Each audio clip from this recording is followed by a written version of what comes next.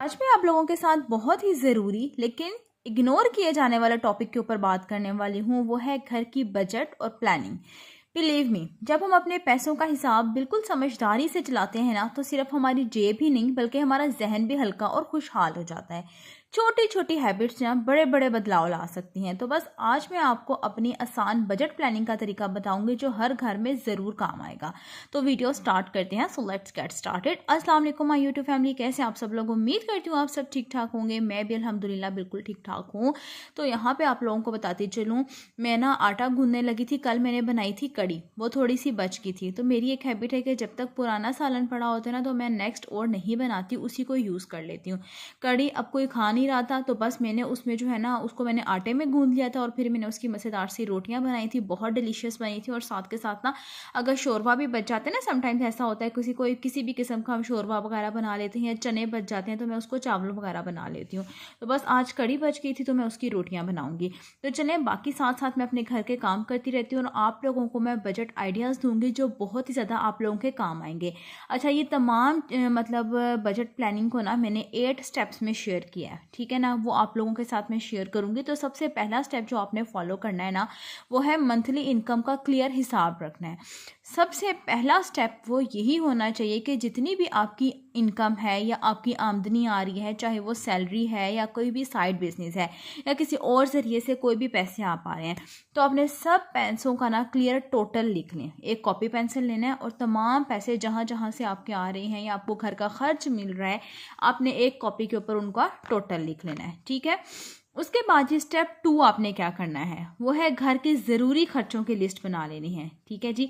कौन कौन से जितने भी घर के ज़रूरी खर्चे हो गए, जैसे कि अगर आप रेंट के घर में रह रहे हैं, आपने सबसे पहले उस घर का रेंट लिखना है।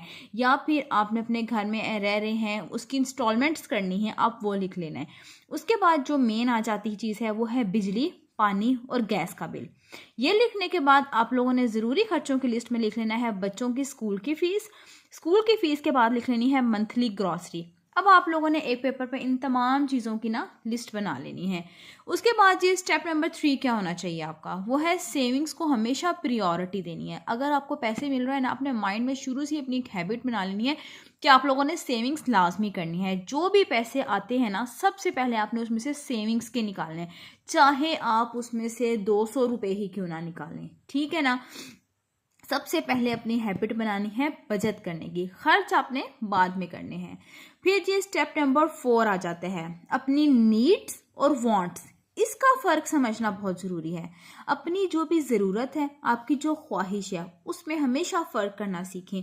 जैसे समटाइम्स क्या होता है कि हमने जैसे अब आजकल समर सीज़न स्टार्ट है, हमने कपड़े वगैरह बना लिए हैं गर्मियों के, अगर आप लोगों ने भी बना लिए हैं, लेकिन हम वैसे ही बाज़ार वगैरह जाते हैं, मार्केट जाते हैं और हमारा बड़ा दिल आ जाता है, अच्छा ये सूट भी ख़रीद लेते हैं, अभी सेविंग्स के पैसे बचे पड़े हैं। लेकिन मेरी बात सुने, जब आप लोगों ने वो सूट खरीदे हुए हैं, आप लोगों के बने पड़े हैं, तो क्या ज़रूरत है फजूल में पैसे खर्चने की? वो आपकी ख्वाहिश है ना, है ना। तो उसको अगर आप छोड़ देंगे और आप लोग देखेंगे अगर मैं इस चीज़ को नहीं खरीदूंगी तो मेरी लाइफ के ऊपर क्या असर पड़ेगा, मुझे इस चीज़ से फ़र्क पड़ता है या नहीं। अगर आपकी ज़रूरत ही नहीं है तो उसको मत खरीदें। तो हमेशा इस चीज़ को प्रियोरिटी दें कि आपकी वांट्स क्या है और आपकी नीड क्या है। नेक्स्ट स्टेप नंबर 5 आप लोगों ने करना है इमरजेंसी फंड ज़रूर बनाएं। हर महीने थोड़ा थोड़ा पैसा जो है ना, वो साइड पे रखते जाएं इमरजेंसी सिचुएशन के लिए। जैसे समटाइम्स कभी अगर आपके बच्चे हैं, बीमार हो जाते हैं, डॉक्टर के पास जाना पड़ जाता है, या बच्चे अचानक जो है कोई भी प्रॉब्लम हो जाती है, या फिर अर्जेंट हमें ट्रैवल करना पड़ जाता है, तो उसके लिए भी अपने पैसों को थोड़ा थोड़ा ना साइड पे करके लाजमी रखना चाहिए। अब जी स्टेप नंबर 6 आ जाता है हर महीने एक्सपेंस ट्रैक करना है। जितने भी आपके एक्सपेंसिव है ना, उनको ट्रैक करना है आपने। ये जितने भी मैंने स्टेप्स आपके साथ शेयर करी ना, ये सब मेरी नज़र में बहुत इंपॉर्टेंट है, जिनको मैं फॉलो करके अपने घर का बजट बनाती हूँ। मतलब कि अब ट्रैक कैसे करना है, घर का हर छोटा बड़ा खर्चा ना, उसको लिखने की आदत डालनी है आपने स्टार्टिंग में। जब आपको पता होता है ना कि पैसे कहाँ जा रहे हैं, कहाँ पे हम पैसा लगा रहे हैं, तभी आप उसे बेहतरीन तरीके से कंट्रोल कर सकते हैं, ठीक है। इस तरह से अपने अपने जितने एक्सपेंसेस हैं उनको आपने ट्रैक करना है। नेक्स्ट स्टेप नंबर 7 क्या होना चाहिए, वो है घर वालों को भी इन्वॉल्व करना है। अगर तो आप ज्वाइंट फैमिली में रहती हैं या फिर नहीं भी रहती हैं, आपने बजट प्लानिंग करना सिर्फ माँ बाप का काम नहीं होता, इस काम में अपनी पूरी फैमिली का हिस्सा होना चाहिए और बच्चों को शुरू से ही सिखाना चाहिए पैसों की इम्पोर्टेंस क्या है, कितनी मेहनत से पैसे कमाए जाते हैं, ठीक है ना। उसके बाद जी बल्क शॉपिंग।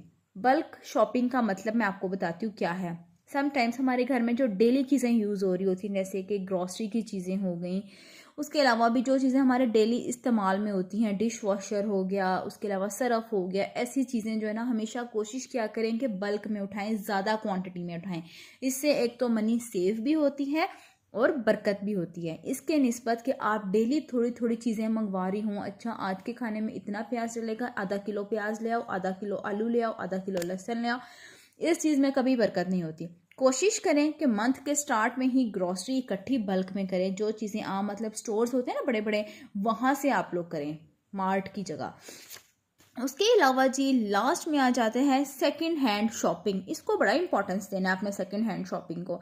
अगर तो कोई मतलब यूज्ड चीज़ें अच्छी कंडीशन में अच्छी क्वालिटी में मिल रही है ना, तो आप उसको ख़रीदने में कभी भी शर्मिंदा ना हो, ठीक है ना। गिल्ट फील नहीं करना। कुछ लोग बहुत फील करते हैं ना, संडे मार्केट से लंडा बाज़ार से कोई भी चीज़ खरीद ली तो उसको बड़ा वो फील करते हैं, नहीं नहीं हम नहीं खरीद सकते, आपकी ईगो डाउन होती है। ऐसा आपने हरगिज़ नहीं करना। अगर तो आप संडे मार्केट जाएं, वहाँ पे ऐसी ऐसी कमाल की चीज़ें पड़ी होती है ना, शावर मोड़ वाला जो है ना, वहाँ पे ऐसी कमाल की चीज़ें होती है क्या आपको बाज़ार से मिलेंगी। एक तो वो सस्ती भी होती हैं, एक तो उनकी क्वालिटी भी अच्छी होती है और यूज़ में बहुत बेस्ट होती हैं। तो मैं हमेशा जब भी जाती हूँ ना, मैं अपने घर के लिए छोटे छोटे रग्स हो गए, क्रॉकरी हो गई, डेकोरेशन पीसीस मैं वहाँ से बहुत लेकर आती हूँ।